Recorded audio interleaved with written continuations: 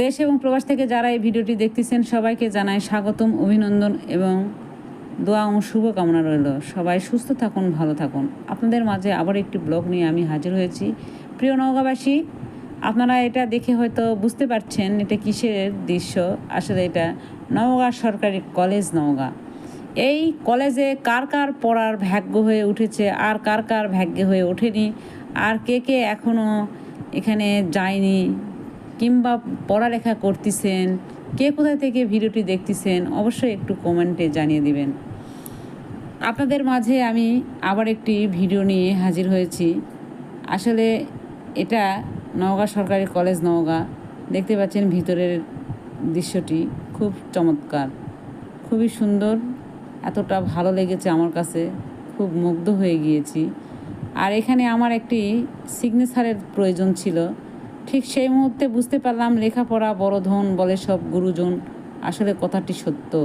লেখাপড়া ছাড়া আপনি এরকম সম্মানী হতে পারবেন না। তাই ছাত্র ছাত্রী সবাইকে বলি, আপনারা সবাই মনোযোগ দিয়ে লেখাপড়া করবেন, সবাই যেন উচ্চতরে যান, আমার দোয়া রইল।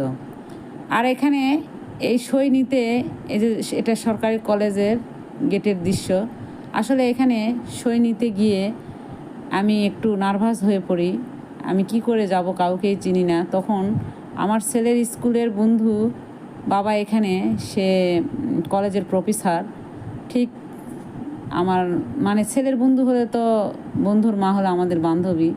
তাকে আমি ফোন দিয়ে বলি, ভাবি আমার একটু সইয়ের দরকার। তখন ভাবি বলে যে আপনারা যান, আমি আপনাদেরকে সইয়ের ব্যবস্থা করে দিচ্ছি। ঠিক সেই মুহূর্তে আমরা পিউনের কাছে যাই, গিয়ে বলি ভাইয়ের নাম, কিন্তু আমাদেরকে ঘেরায় না। কিন্তু হয়তো ভাবি ফোন দেওয়ার পরে ভাই আবার পিউনের কাছে ফোন দিয়ে বলে যে আমার দুটি গেস্ট আসার কথা, তারা কি এসেছে? তখন পিউন বলে আমাদের সামনে যে হ্যাঁ এসেছে। তখন ভাই বলে তাদেরকে একটু বসতে দিন। ঠিক সেই মুহূর্তে এই যে ভাইয়ের চেয়ার কক্ষ, ওখানে আমাদেরকে একটু বসতে দেন এবং সাথে খাওয়া দাওয়ার আয়োজন করেন। খুব ভালো লেগেছে এই ব্যবহারটুকু দেখে।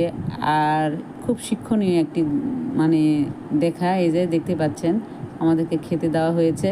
এটা দেখে আমার চোখে পানি এসে যায় যে লেখাপড়া কত মানে একটা ভালো কাজ, সেটা হয়তো করেও হয়ে ওঠেনি।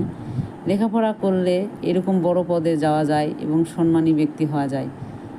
আর এরকম যে সম্মানী ব্যক্তি, ওনারকে না দেখলে বিশ্বাস করতে পারবেন না বিন্দু পরিমাণের ভাবি এবং ভাইয়ের কোনো অহংকার নেই।